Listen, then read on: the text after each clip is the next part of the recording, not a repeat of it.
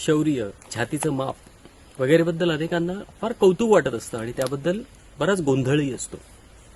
शौर्य, धाडस वगैरेची व्याख्या कशी करता येईल तर अन्याय, चुकीच्या घटनांना, निर्णयांना विरोध, विक्टीमच्या बाजूने उभे राहणं आणि अत्याचार करणारे किंवा ऑप्रेसरला विरोध करणे, नैतिक मूल्यांवर ठाम राहणे वगैरे. इतिहासात, वर्तमानात, जगभरात याची अनेक उदाहरणं दिसून येतील. आत्ताचं ताजं उदाहरण द्यायचं तर इस्रायल अमेरिकेने इराणवर हल्ला केला, बॉम्ब पडतायत, मिसाईल्स डागली जात आहेत. अशा वेळी रस्त्यात लोकांच्या गर्दीमध्ये सामील होत जनतेला धीर देताना इराणचे राष्ट्रपती पेजेश्कियान दिसले.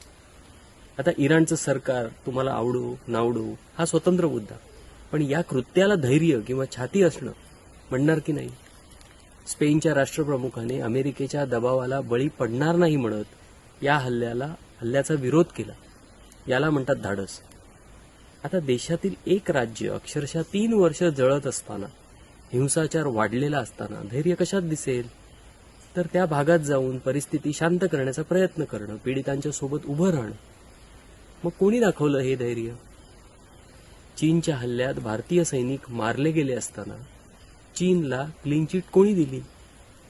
ट्रम्प देशाचा वारंवार अपमान करत असताना संधी होती छाती दाखवण्याची, कणा दाखवण्याची.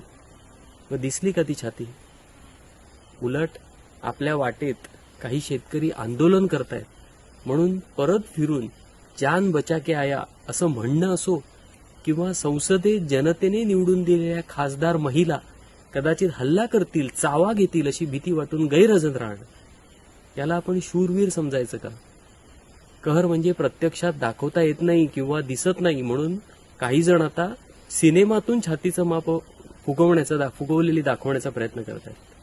अगदी तंतोतंत हाच प्रयत्न जर्मनीत हिटलरने केलेला त्याच्या मूर्ख समर्थकांसाठी, पण त्याबद्दल स्वतंत्रपणे बोलता येईल.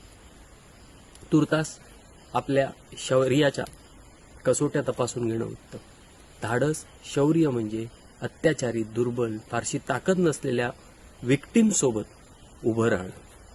विचार करा.